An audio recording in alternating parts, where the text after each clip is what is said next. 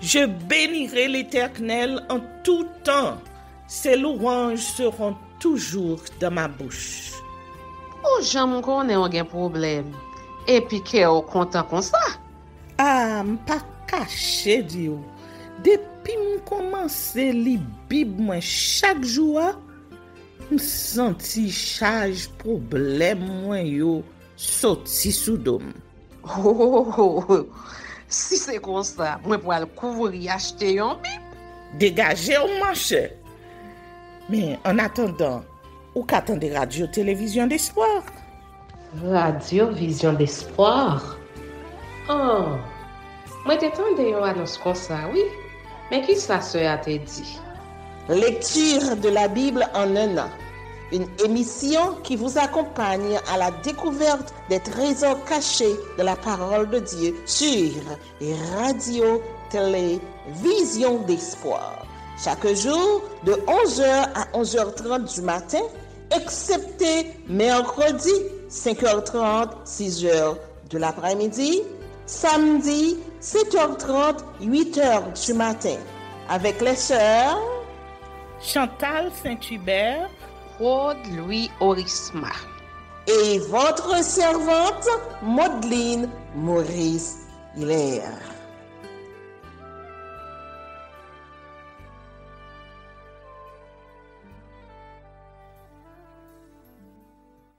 Saint-Esprit de Dieu, fais-nous la grâce de jouir de ta présence durant cette lecture qui enseigne, convainc, corrige, instruit et qui sauve. Au nom de Jésus. Amen.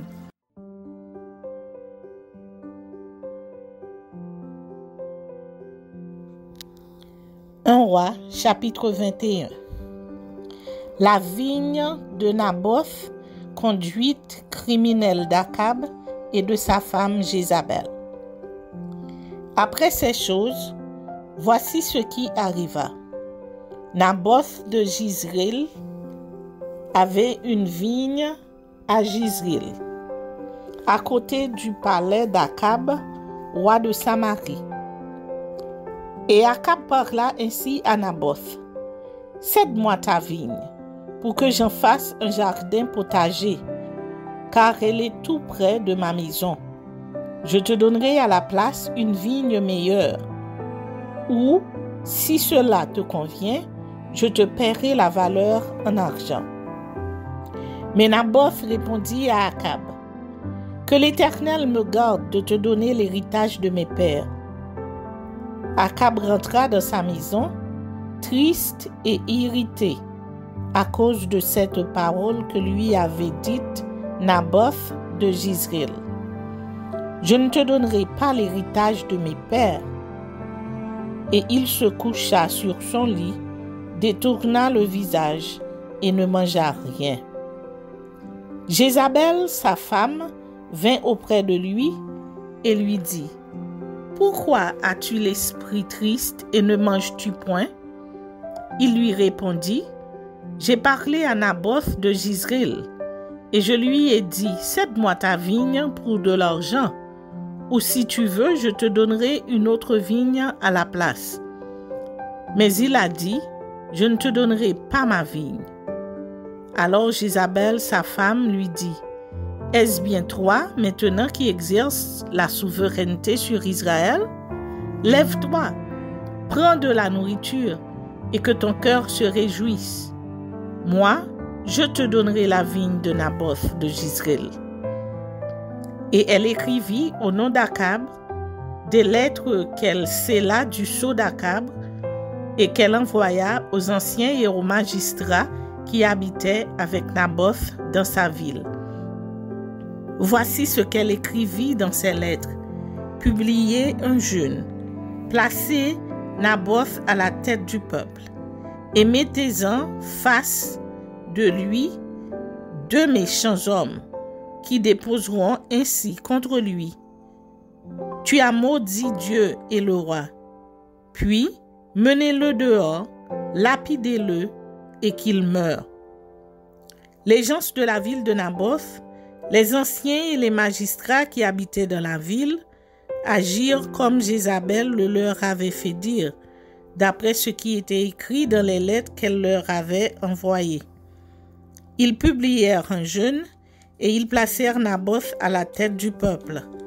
Les deux méchants hommes vinrent se mettre en face de lui, et ces méchants hommes déposèrent ainsi devant le peuple contre Naboth. Naboth a maudit Dieu et le roi. Puis, ils le menèrent hors de la ville, ils le lapidèrent et il mourut. Et ils envoyèrent dire à Jézabel, Naboth a été lapidé et il est mort. Lorsque Jézabel apprit que Naboth avait été lapidé et qu'il était mort, elle dit à Akab, « Lève-toi, prends possession de la vigne de Naboth de Jizréel, qui a refusé de te la céder pour de l'argent, car Naboth n'est plus en vie, il est mort. » Akab, entendant que Naboth était mort, se leva pour descendre à la vigne de Naboth de Jizréel, afin d'en prendre possession. Alors la parole de l'Éternel fut adressée à Élie, le Tisbite, en ces mots. Lève-toi, descends au-devant d'Akab, roi d'Israël à Samarie. Le voilà dans la vigne de Naboth, où il est descendu pour en prendre possession. Tu lui diras, ainsi parle l'Éternel. N'es-tu pas un assassin et un voleur? Et tu lui diras, ainsi parle l'Éternel. Au lieu même où les chiens ont léché le sang de Naboth, les chiens lécheront aussi ton propre sang. Akab dit à Élie, m'as-tu trouvé, mon ennemi? Et il répondit, je t'ai trouvé, parce que tu t'es vendu pour faire ce qui est mal aux yeux de l'Éternel. Voici, je vais faire venir le malheur sur toi. Je te balayerai, j'exterminerai quiconque appartient à Akab, celui qui est esclave et celui qui est libre en Israël. Et je rendrai ta maison semblable à la maison de Jéroboam, fils de Nébath, et à la maison de Baïcha, fils d'Achija, parce que tu m'as irrité et que tu as fait pécher Israël. L'Éternel parle ainsi, l'Éternel parle aussi sur Jézabel, et il dit, les chiens mangeront Jézabel près du rempart de Jizréel. Celui de la maison d'Akab qui mourra dans la ville sera mangé par les chiens, et celui qui mourra dans les champs sera mangé par les oiseaux du ciel. Il n'y a eu personne qui se soit vendu comme Akab pour faire ce qui est mal aux yeux de l'Éternel, et Jézabel, sa femme, l'y excitait. Il a agi de la manière la plus abominable, en allant après les idoles, comme le faisaient les Amoréens que l'Éternel chassa devant les enfants d'Israël. Après avoir entendu les paroles d'Élie, Akab déchira ses vêtements. Il mit un sac sur son corps et il jeûna. Il couchait avec ce sac et il marchait lentement. Et la parole de l'Éternel fut adressée à Élie, le Tisbite, en ces mots. As-tu vu comment Akab s'est humilié devant moi? Parce qu'il s'est humilié devant moi, je ne ferai pas venir le malheur pendant sa vie. Ce sera pendant la vie de son fils que je ferai venir le malheur sur sa maison.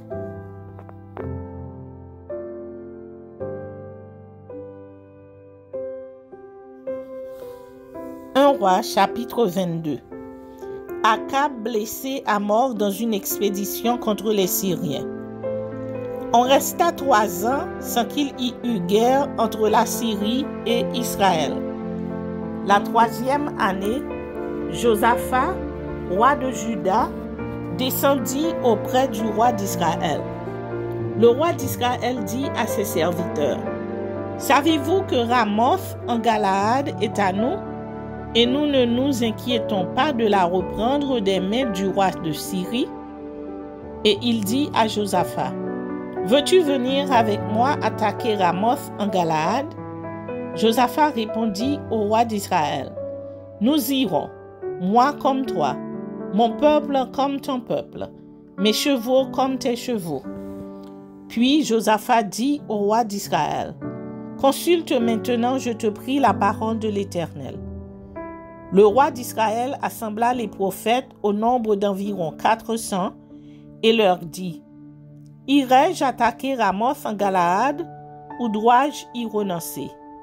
Et ils répondirent, monte, et le Seigneur la livrera entre les mains du roi. Mais Josaphat dit, n'y a-t-il plus ici aucun prophète de l'Éternel par qui nous puissions le consulter? Le roi d'Israël répondit à Josaphat, il y a encore un homme par qui l'on pourrait consulter l'Éternel, mais je le hais, car il ne me prophétise rien de bon. Il ne prophétise que du mal. C'est Michée, fils de Jimla. Et Josaphat dit, que le roi ne parle pas ainsi. Alors le roi d'Israël appela un eunuque et dit, fais venir de suite Michée, fils de Jimla. Le roi d'Israël et Josaphat, roi de Juda, étaient assis chacun sur son trône, revêtus de leurs habits royaux, dans la place à l'entrée de la porte de Samarie, et tous les prophètes prophétisaient devant eux. Sédécia, fils de Kenaana, s'était fait des cornes de fer, et il dit, ainsi parle l'Éternel, avec ces cornes, tu frapperas les Syriens, jusqu'à la détruire. Avec ces cornes, tu frapperas les Syriens, jusqu'à les détruire. Et tous les prophètes prophétisaient de même, en disant, monte à Ramoth, en Galaad, tu auras du succès, et l'Éternel la livrera entre les mains du roi. Le messager qui était allé appeler Michée lui parla ainsi, voici, les prophètes d'un commun accord prophétisèrent du bien au roi. Que ta parole soit donc comme la parole de chacun d'eux. Annonce du bien. Michée répondit, l'Éternel est vivant. J'annoncerai ce que l'Éternel me dira.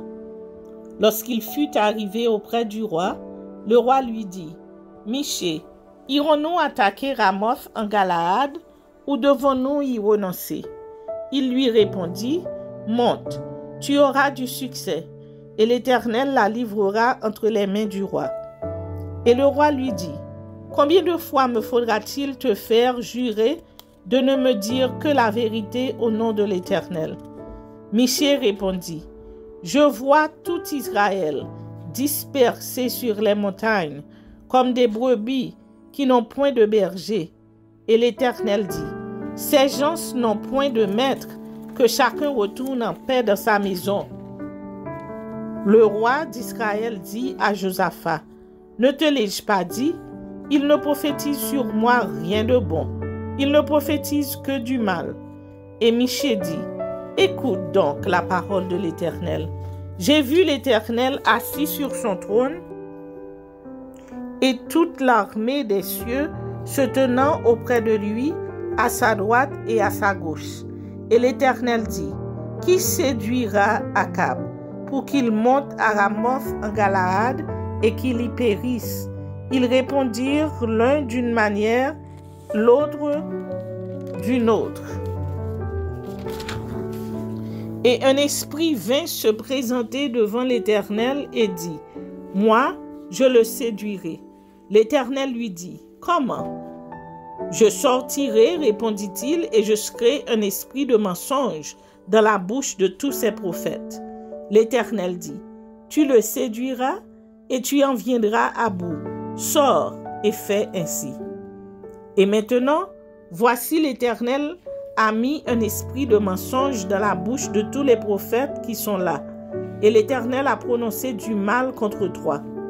Alors, Sédécia, fils de Kenaa, s'étant approché, frappa Michée sur la joue et dit, par où l'esprit de l'Éternel est-il sorti de moi pour te parler? Michée répondit, Tu le verras au jour où tu iras de chambre en chambre pour te cacher. Le roi d'Israël dit, prends Michée et emmène-le vers Amon, chef de la ville, et vers Joas, fils du roi. Tu diras, ainsi parle le roi, mettez cet homme en prison et nourrissez-le du pain et de l'eau d'affliction jusqu'à ce que je revienne en paix. Et Michée dit, si tu reviens en paix, l'Éternel n'a point parlé par moi. Il dit encore, vous tous, peuple, entendez. Le roi d'Israël et Josaphat, roi de Juda, montèrent à Ramoth en Galaad. Le roi d'Israël dit à Josaphat, je veux me déguiser pour aller au combat. Mais toi, revêts-toi de tes habits. Et le roi d'Israël se déguisa et alla au combat. Le roi de Syrie avait donné cet ordre aux 32 chefs de ses chars. Vous n'attaquerez ni petit ni grand, mais vous attaquerez seulement le roi d'Israël. Quand les chefs des chars aperçurent Josaphat, ils dirent, certainement, c'est le roi d'Israël. Et ils s'approchèrent de lui pour l'attaquer. Josaphat poussa un cri. Les chefs des chars, voyant que ce n'était pas le roi d'Israël, s'éloignèrent de lui. Alors un homme tira de son arc au hasard et frappa le roi d'Israël au défaut de la cuirasse. Le roi dit à celui qui dirigeait son char, « Tourne et fais-moi sortir du champ de bataille, car je suis blessé. » Le combat devient acharné ce jour-là. Le roi fut retenu dans son char en face des Syriens, et il mourut le soir. Le sang de la blessure coula dans l'intérieur du char. Au coucher du soleil, on cria par tout le camp, chacun à sa ville et chacun dans son pays. Ainsi mourut le roi, qui fut ramené à Samarie, et on enterra le roi à Samarie. Lorsqu'on lava le char à l'étang de Samarie, les chiens léchèrent le sang d'Akab et les prostituées s'y baignèrent selon la parole que l'Éternel avait prononcée. Le reste des actions d'Akab, tout ce qu'il a fait, la maison d'ivoire qu'il construisit et toutes les villes qu'il a bâties, cela n'est-il pas écrit dans le livre des chroniques des rois d'Israël? Akab se coucha avec ses pères et Akazia, son fils, régna à sa place. Josaphat, roi de Juda. Josaphat, fils d'Asa, régna sur Juda la 4e année d'Akab, roi d'Israël. Josaphat avait 35 ans lorsqu'il devint roi et il régna 25 ans à Jérusalem. Sa mère s'appelait Azuba, fille de Shilchi. Il marcha dans toute la voie d'Asa, son père, et ne s'en détourna point, faisant ce qui est droit aux yeux de l'Éternel. Seulement, les hauts lieux ne disparurent point, le peuple offrait encore des sacrifices et des parfums sur les hauts lieux. Josaphat fut en paix avec le roi d'Israël. Le reste des actions de Josaphat, ses exploits et ses guerres, cela n'est-il pas écrit dans le livre des chroniques des rois de Juda? Il ôta du pays le reste des prostituées qui s'y trouvaient encore depuis le temps d'Asa son père. Il n'y avait point de roi en Édom, c'était un intendant qui gouvernait. Josaphat construisit des navires de Tarsis pour aller à Ophir chercher de l'or, mais il n'y alla point parce que les navires se brisèrent à Etzjon-Kéber. Alors Akazia, fils d'Akab, dit à Josaphat, « Veux-tu que mes serviteurs aillent avec les tiens sur des navires? » Et Josaphat ne voulut pas. Josaphat se coucha avec ses pères, et il fut enterré avec ses pères dans la ville de David son père. Et Joram son fils régna à sa place. Akazia, roi d'Israël. Akazia, fils d'Akab, régna sur Israël à Samarie. La 17e année de Josaphat, roi de Juda. Il régna 2 ans sur Israël. Il fit ce qui est mal aux yeux de l'Éternel, et il marcha dans la voie de son père et dans la voie de sa mère, et dans la voie de Jéroboam, fils de Nébath, qui avait fait pécher Israël.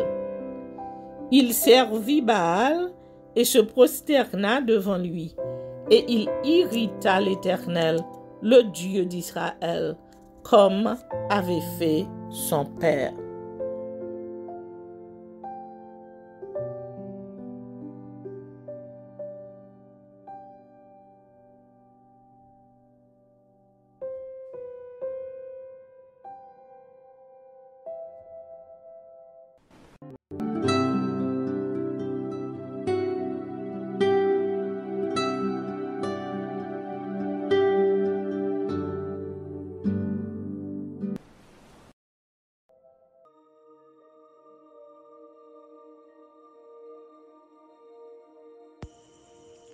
Jacques, chapitre 3. La modération dans l'usage de la parole. Mes frères, qu'il n'y ait pas parmi vous un grand nombre de personnes qui se mettent à enseigner, car vous savez que nous serons jugés plus sévèrement. Nous bronchons tous de plusieurs manières. Si quelqu'un ne bronche point en parole, c'est un homme parfait, capable de tenir tout son corps en bride. Si nous mettons le morgue dans la bouche des chevaux pour qu'ils nous obéissent, nous dirigeons aussi leur corps tout entier. Voici, même les navires qui sont si grands et que poussent des vents impétueux sont dirigés par un très petit gouvernail au gré du pilote. De même, la langue est un petit membre et elle se vante de grandes choses. Voici comme un petit feu peut embraser une grande forêt. La langue aussi est un feu. C'est le monde de l'iniquité. La langue est placée parmi nos membres, souillant tout le corps et enflammant le cours de la vie, étant elle-même enflammée par la géhenne. Toutes les espèces de bêtes et d'oiseaux, de reptiles et d'animaux marins sont domptées et ont été domptées par la nature humaine. Mais la langue, aucun homme ne peut la dompter. C'est un mal qu'on ne peut réprimer. Elle est pleine d'un venin mortel. Par elle, nous bénissons le Seigneur notre Père, et par elle, nous maudissons les hommes faits à l'image de Dieu. De la même bouche sortent la bénédiction et la malédiction. Il ne faut pas, mes frères, qu'il en soit ainsi. La source fait-elle jaillir par la même ouverture l'eau douce et l'eau amère? Un figuier, mes frères, peut-il produire des olives ou une vigne des figues? De l'eau salée ne peut pas non plus produire de l'eau douce. La sagesse qui vient d'en haut. Lequel d'entre vous est sage et intelligent? Qu'il montre ses œuvres par une bonne conduite avec la douceur de la sagesse. Mais si vous avez dans votre cœur un zèle amer et un esprit de dispute, ne vous glorifiez pas et ne mentez pas contre la vérité. Cette sagesse n'est point celle qui vient d'en haut, mais elle est terrestre, charnelle et diabolique. Car là où il y a un zèle amer et un esprit de dispute, il y a du désordre et toutes sortes de mauvaises actions. La sagesse d'en haut est premièrement pure, ensuite pacifique, modérée, conciliante, pleine de miséricorde et de bons fruits, exempte de duplicité, d'hypocrisie. Le fruit de la justice est semé dans la paix par ceux qui recherchent la paix.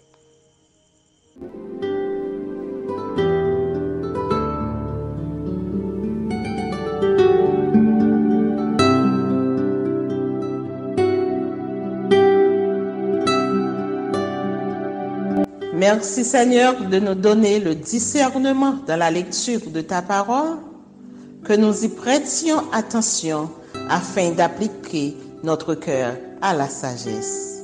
Amen. Que celui qui a des oreilles pour entendre, entende, et que celui qui lit fasse attention.